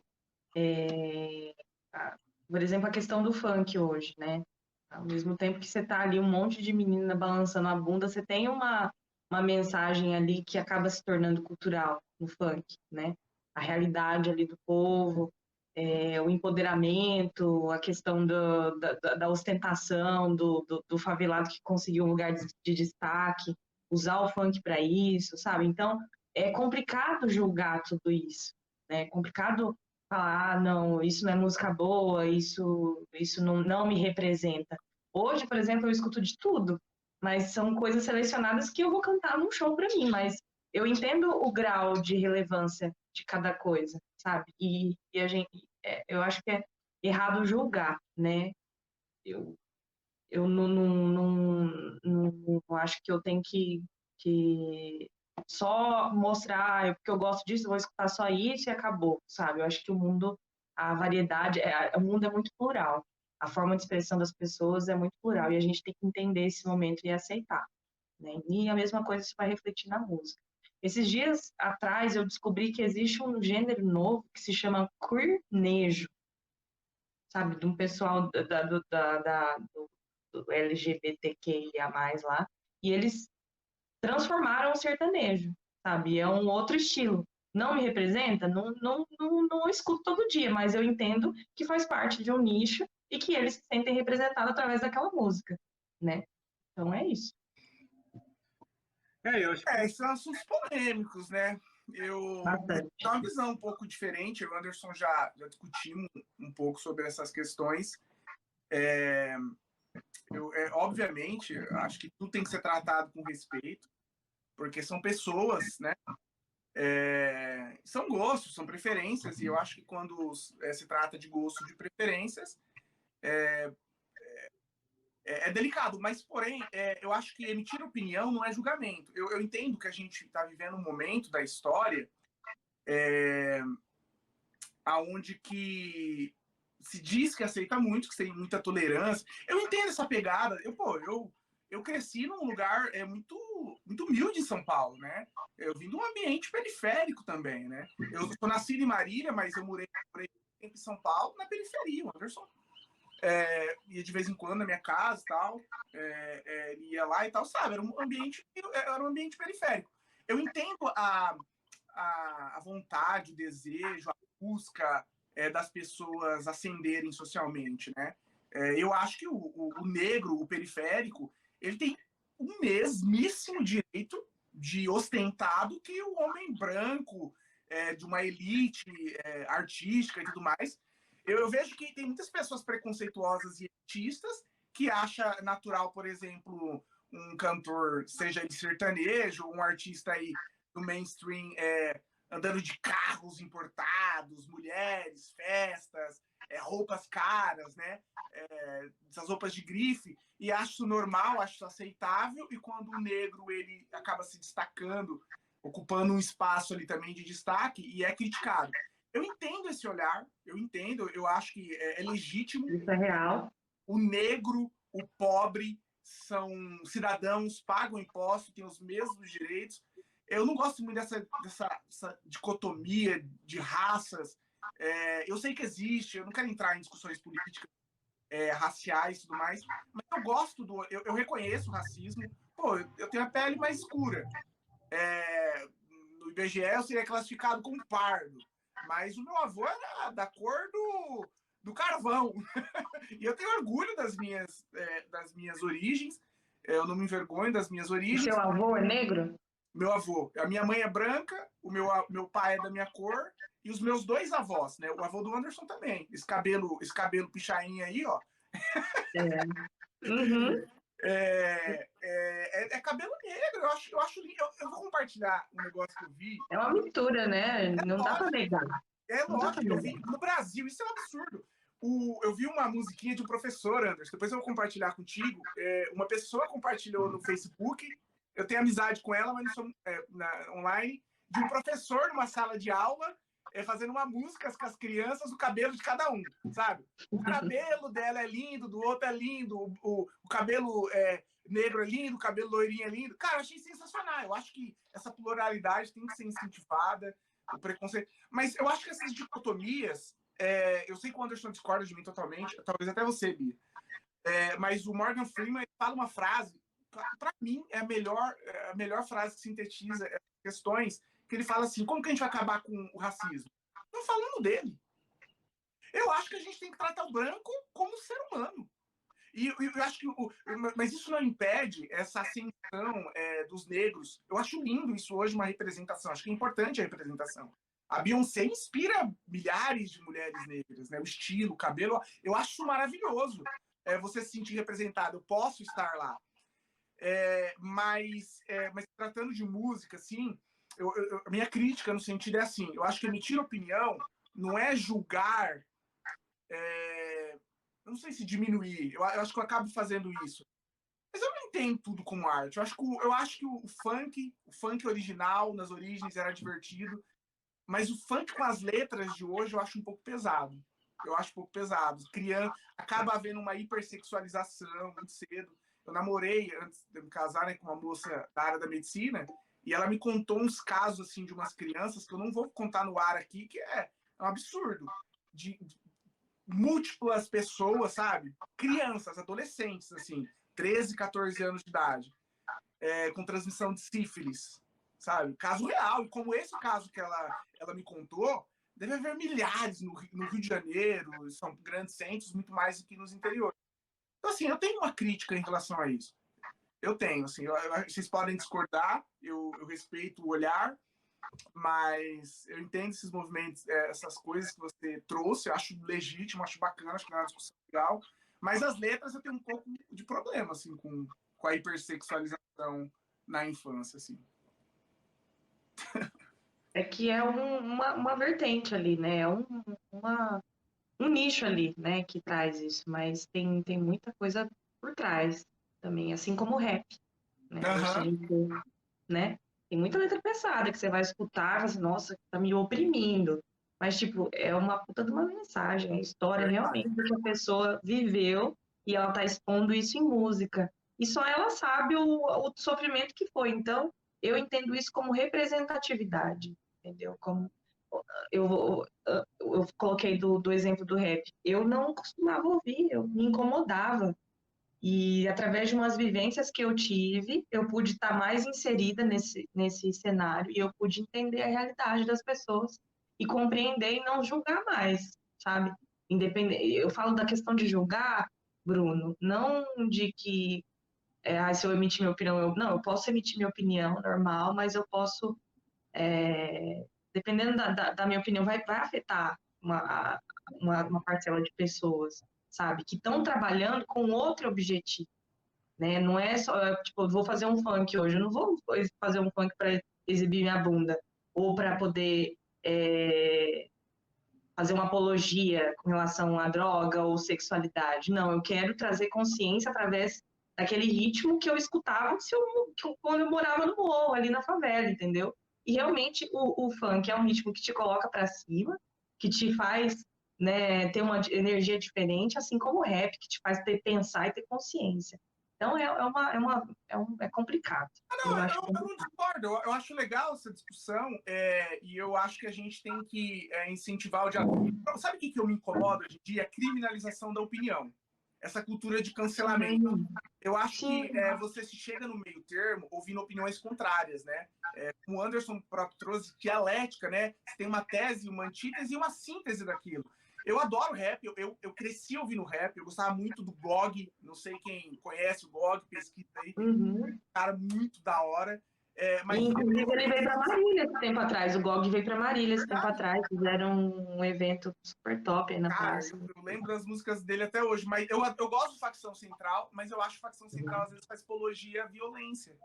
E eu acho que esse não é o caminho. Eu entendo a história, entendo o contexto, eu vi num contexto semelhante, claro que eles eram uma realidade mais dura, né, eu vejo as diferenças também, mas eu acho que criminalizar a opinião é um problema. Essa cultura de cancelamento vai levar a gente numa sociedade muito intolerante. É como a Revolução Francesa, né?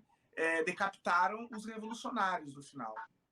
Então, eu não gosto desse movimento jacobino, esse movimento de criminalizar opiniões. Eu acho que o diálogo ouvir um ponto de vista diferente do meu é saudável. Às vezes me faz pensar, me faz mas é uma crítica que eu faço. Eu gosto do funk. Eu acho funk também super alto astral. Eu lembro do funk da década de 90. Pô, eu cresci ouvindo, dançava, me divertia. Eu gosto. O meu problema com o funk não é o ritmo, não é algumas letras. Eu acho que faz apologias. As apologias eu acho um problema. Tanto a drogas ou a sexualização muito cedo, né, prematura ali. Mas é um olhar, é uma crítica, né? Mas estamos aí pro diálogo. Mas não quer dizer que isso não exista, não quer dizer que isso não exista, claro. Tá? Mas às vezes isso é colocado com muito mais força do que o real objetivo. Nesse ponto que eu tentei falar, mas eu entendo e concordo. Hoje, se eu tivesse um filho, hoje, tipo, talvez não estaria ouvindo algumas músicas que eu tenho certeza que você já deve ter ouvido e falar, não, isso aqui eu não gosto, entendeu? Então, na hora que a gente olha por esse âmbito, o buraco é mais embaixo, né? Eu entendo. Sim, e tem o fator de que eu acho que toda obra é fruto também do seu tempo, né, da vivência das pessoas. Então, quando a gente pega essas letras de funk que são, sei lá, o Proibidão, ou qualquer coisa assim, sei lá, na faixa de Gaza, só homem bomba, né? Isso tudo ou nada e tal. O que você tem? Você tem o quê? O contexto de que a obra de arte é resultado, né? É verdade. Ela é consequência da realidade que essas pessoas estão inseridas, né? Então, não que eu esteja falando que vocês disseram isso de alguma forma, né? Mas, por exemplo, se alguma pessoa falasse assim, a gente vai proibir o funk para reduzir a sexualização das crianças. Não, o funk é resultado dessa sexualização, né? Então, a gente teria que reduzir a sexualização para reduzir a sexualização no funk. É algo bem complexo, né? Muito bem colocado. Muito da hora, Anderson, sua reflexão. Muito bem colocado. Então, sei lá, eu pessoalmente, eu também, eu tenho uma filha, eu não coloco um proibidão aqui para ela escutar. Vamos lá, filha, isso aí. Não, eu acho que não me cabe esse papel, não me sinto confortável de fazer esse tipo de coisa. Por exemplo, fazer isso na escola também. Eu acho que não condiz com o ambiente, né? Até porque o Proibidão, pelo nome dele, você já tem a ideia que ele pretende passar. Mas, cara, o Anderson, eu não quero mudar o assunto, né? Também a gente tem que encerrar, É só um último comentário assim da minha parte. Eu não quero politizar. Hoje em dia estão politizando tudo. Acho uma bobagem. Mas eu gostei do que o Anderson falou. Cara, eu achei muito profundo isso, cara. Isso foi muito profundo. Porque se você pensar, cara, por exemplo, lá no Rio de Janeiro, né? Que é ali o nascedouro, né? O berço, né? Muitos dessas músicas. Cara, se você pensar, isso é um abandono do Estado naquelas áreas. Não tem nem saneamento básico, né? Quanto mais lazer, quanto mais uma quadra de tênis legal, uma piscina, um clube aquático, sei lá, outras coisas. Há uma repressão ali, né? Então as pessoas estão reprimindo, né? E o Freud fala sobre isso, né? Repressão leva a várias coisas, né? Diferentes coisas. Mas dos resultados de uma repressão, essa vazão, é a sexual, né? Inclusive, deixa eu só abrir um parênteses, desculpa interromper, mas entra aquela reflexão de que depois que colocaram televisão no quarto, o número de crianças diminuiu, né? O número de nascimentos. Então, fica aí. Bem isso, né? Bem isso. Brother, eu nunca li nada sobre isso, mas esse dia eu tava conversando com um americano aqui sobre isso. Como antigamente tinham muitos filhos, e hoje em dia, e depois passaram, e eu fiz essa associação. Eu falei assim, pô, televisão, porque tem um ditado, né? Fala assim, não tinha televisão, né? Faz total sentido. Cara, mas legal a música. Ô, Bia, o Anderson, já estamos há um tempo trocando essa ideia aí. Eu passar a bola para vocês para encerrar, mas eu acho muito legal, Bia, seu hobby, a sua profissão, você também, Anderson. Eu sou um admirador, sou fã. Não sou artista, mas o artista sempre precisa de um fã, né? Então, eu vou estar lá, eu vou pedir autógrafo para a Bia agora, né? Porque talvez quando ela ficar muito famosa, a gente acende para meio na multidão e fala: quem é aquele neguinho lá que eu não conheço? Mas brincadeiras à parte, muito legal sua história, muito legal esse concurso. Você é uma vitoriosa já. Pode ter certeza que nós estaremos na torcida para que. Sabe que é um universo difícil, complicado, com seus desafios, mas eu te desejo muita sorte. Depender da torcida, você vai muito longe na música. Meus parabéns pelo concurso, né? Por ser uma vitoriosa do concurso. E legal como a música ela muda vidas, né? A gente está falando de comunidade, de realidade de pessoas negras, pobres, enfim. A arte ela rompe realmente barreiras, né? Ninguém pode parar a arte. Muito legal, muito obrigado. Eu quero da minha parte, eu não sei se antes tem alguma pergunta, alguma coisa, quero da minha parte agradecer. Eu espero que a gente possa repetir isso no futuro, sobre outras coisas. E quando você ficar famosa, dar uma colherzinha de chá e voltar o lugar do seu primeiro podcast. Esse vai ser o primeiro de muitos. Na verdade, é o segundo. Eu participei de um há um tempo atrás, do pessoal Show. do 014 aqui de Marília. Então é o segundo, mas eu vou lembrar de vocês, com certeza. Lembra pelo menos os 3 primeiros, hein? Lembra pelo menos os 3. Verdade, verdade. Tem que lembrar de todo mundo. Eu Obrigada pela também queria, oportunidade. não, eu queria agradecer, né, também a participação. É bastante interessante conversar sobre esse tema. Eu me empolgo aqui, porque faz muito parte da minha vivência e as reflexões, essa troca assim que a gente faz com relação à profissão, porque a gente tem estilos diferentes na hora de expor o trabalho, né?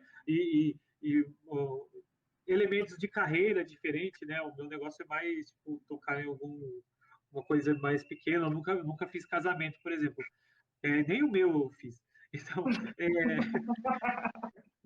então com o casamento eu não tenho experiência. E eu acho que é outra pegada, porque você está muito mais a serviço da emoção das pessoas. Você tem que, né, Você é envolver responsável. isso. Tanto é que uma música mal colocada, você consegue estragar uma festa. E o casamento não é uma festa assim que. Não é tipo uma festa de 7 anos de uma criança que depois ela não vai lembrar, né? O casamento é uma festa para lembrar para sempre, né? Então, Uhum, uhum. é muito legal trazer essa experiência, esse lado que, querendo ou não, é uma grande responsabilidade, né? Tá mexendo com o sonho das pessoas, né? Então, Exato. obrigado aí pelo seu tempo e pela experiência aí compartilhada. Obrigada a vocês pela oportunidade. Para mim é sempre enriquecedor assim escutar e a gente trocar opiniões. Isso para mim é muito válido. E espero participar de novo. E com certeza com boas novas, Isso! com Trazer o boas histórias. CDzinho aqui, ó, Hã? gente. Trazer o CDzinho, ó, gente, aqui, ó. Autografado, viu? Não Isso. é? Autografado. Então. Já tá caprichando no... Aí, No isso é rápido, autógrafo, a né? minha Pode ir. assinatura. Legal, legal. Gente, obrigado aí para quem está Obrigado. assistindo. Se você curtiu, veio até aqui com a gente, mete o dedo aí no curtir, no compartilhar, comenta, interage com a gente, responde os comentários aí. Obrigado por vocês estarem aqui com a gente e a Bia mais uma vez. Beijo, beijo, beijo. Obrigada, gente. Tchau, tchau.